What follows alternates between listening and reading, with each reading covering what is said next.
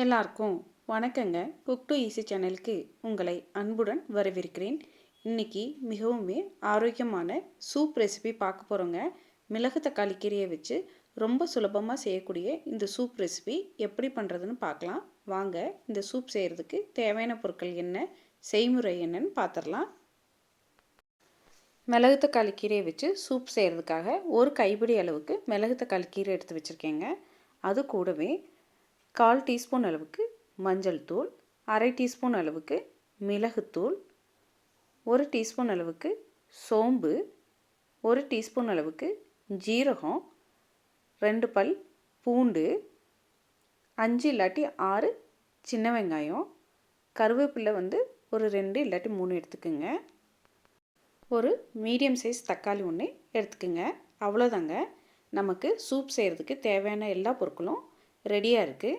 இப்போ சூப் எப்படி செய்கிறதுன்னு பார்க்கலாம். அதுக்காக அடுப்பில் ஒரு வாணலி வச்சுங்க, சூடு பண்ணிக்கோங்க. இதில் 1/2 டீஸ்பூன் அளவுக்கு எண்ணெய் விட்டுக்குங்க. எண்ணெய் ரொம்ப கம்மியாக பயன்படுத்துகிறோம் இங்கே. எண்ணெய் சூடானதுக்கப்புறமா நம்ம எடுத்து வச்சுருக்கக்கூடிய கருவேப்பிலை, நறுக்கி வச்சுருக்கக்கூடிய சின்ன வெங்காயம், அது கூடவே நம்ம நறுக்கி எடுத்து வச்சுருக்கக்கூடிய பூண்டு, இது எல்லாத்தையும் போட்டு நல்லா வதக்கி விட்டுக்கணுங்க. இந்த சூப் ரெசிபியில் சின்ன வெங்காயத்தை பயன்படுத்தினீங்கன்னா உங்களுக்கு சுவை அட்டகாசமாக கிடைக்கும். வெங்காயம் லைட்டாக வதங்கினதுக்கப்புறமா நம்ம எடுத்து வச்சுருக்கக்கூடிய ஒரு கைப்பிடி அளவு மிளகு தக்காளி கீரையை இந்த வெங்காயத்தோடு சேர்த்து வதக்கிக்குங்க.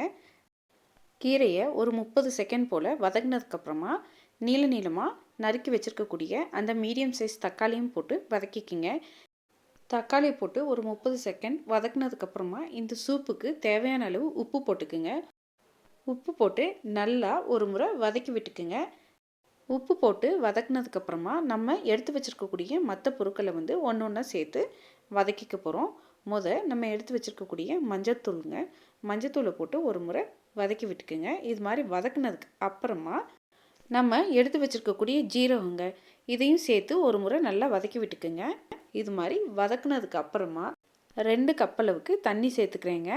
கிட்டத்தட்ட 1/2 லிட்டர் அளவுக்கு தண்ணி விட்டுருக்கேன். இது மாதிரி தண்ணி சேர்த்து ஒரு முறை நல்லா கிளறி விட்டுட்டு மூடி போட்டு நல்லா கொதிக்க விட போகிறோங்க.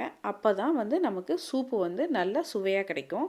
இது மாதிரி நம்ம மூடி போட்டு கொதிக்க விடும் பொழுது அதில் இருக்கக்கூடிய எசன்ஸ் வெளியே போகாமல் அந்த சூப்லேயே நமக்கு தங்கிரும். அது மட்டும் இல்லாமல் நமக்கு தக்காளியும் கீரையும் நல்லா வெந்து வருங்க. நான் இங்கே மூடி போட்டு நல்லா இந்த சூப்பை கொதிக்க விட்டுருக்கேங்க. கிட்டத்தட்ட 5 நிமிஷம் போல் இந்த சூப்பு கொதிச்சிருச்சு. இதுக்கப்புறமா நம்ம வச்சுருக்கக்கூடிய மற்ற 2 பொருட்களை இந்த சூப்போடு சேர்த்து மறுபடியும் ஒரு 2 நிமிஷம் போல் கொதிக்க விட போகிறோம். பாருங்கள், நமக்கு கீரை, வெங்காயம், பூண்டு எல்லாம் சூப்பராக வெந்து வந்துருச்சு. தக்காளியும் அருமையாக வெந்து வந்துருச்சுங்க. இப்போ இந்த ஸ்டேஜில் நம்ம எடுத்து வச்சுருக்கக்கூடிய சோம்பை சேர்த்துக்க போகிறோம். சோம்பு சேர்த்து கிளறினதுக்கப்புறமா நம்ம எடுத்து வச்சுருக்கக்கூடிய மிளகுத்தூள், இந்த மிளகுத்தூளையும் போட்டு நல்லா கிளறி விட்டுக்குங்க. இது மாதிரி கிளறினதுக்கப்புறமா கடைசியாக கொத்தமல்லி தலைகள் கொஞ்சமாக, உங்களுக்கு கொத்தமல்லியோட சுவை ரொம்ப பிடிக்கும் அப்படின்னு சொன்னீங்கன்னா நீங்கள் அதிகமாக கூட சேர்த்துக்கலாம். கொத்தமல்லி இலை 1 டீஸ்பூன் அளவுக்கு நான் இங்கே சேர்த்துருக்கேன். இந்த கொத்தமல்லி இலையும் சேர்த்துட்டு நல்லா ஒரு முறை கிளறி விட்டுட்டுங்க. இதை மூடி போட்டு மூடிட்டு அடுப்பை ஆஃப் பண்ணிடுங்க. இப்போ இந்த சூப்பு ஒரு 5 நிமிஷம் போல் அப்படியே இருக்கட்டும். நம்ம சோம்பும் மிளகுத்தூளும் சேர்த்ததுக்கப்புறமா சூப்பை கொதிக்க விடலைங்க. அதனால இந்த 5 நிமிஷம் நம்ம மூடி வச்சுருக்க இந்த சமயத்தில் சோம்பு அதுபோல் மிளகு இது 2ஓட எசன்ஸும் கூட நமக்கு சூப்பில் கிடைக்கும். 5 நிமிஷத்துக்கு அப்புறமா நம்ம சூப்பை திறந்து பார்த்தோம்னா நல்லா கமகமன்னு ஆரோக்கியமான மிளகு தக்காளி கீரையை வச்சு சூப் ரெடி ஆயிடுச்சு. நீங்கள் சளி, காய்ச்சல் இது மாதிரி இருக்கும் பொழுது இந்த சூப்பை அடிக்கடி செஞ்சு சாப்பிட்லாங்க. ரொம்பவே ஆரோக்கியமானது. குறிப்பாக மழைக்காலங்களில் அதே போல் குளிர்காலங்களில் குழந்தைகளுக்கு அடிக்கடி சளி தொல்லை ஏற்படுங்க. இந்த சமயங்களில் நம்ம வீட்டில் வாரத்துக்கு 2 இல்லாட்டி 3 முறை இது மாதிரி செஞ்சு கொடுக்கும் பொழுது குழந்தைகளுக்கு சளி தொல்லை கட்டுப்படுத்துங்க.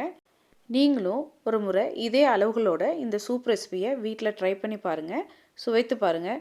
கண்டிப்பாக உங்களுக்கு சுவை ரொம்பவே பிடிக்குங்க. உங்களுக்கு இந்த ரெசிபி பிடித்திருந்தால் குக் டு ஈஸி சேனலை லைக் பண்ணுங்கள், ஷேர் பண்ணுங்கள், கமெண்ட் பண்ணுங்கள். மறக்காமல் குக் டு ஈஸி சேனலுக்கு சப்ஸ்கிரைப் பண்ணுங்கள். வணக்கங்க.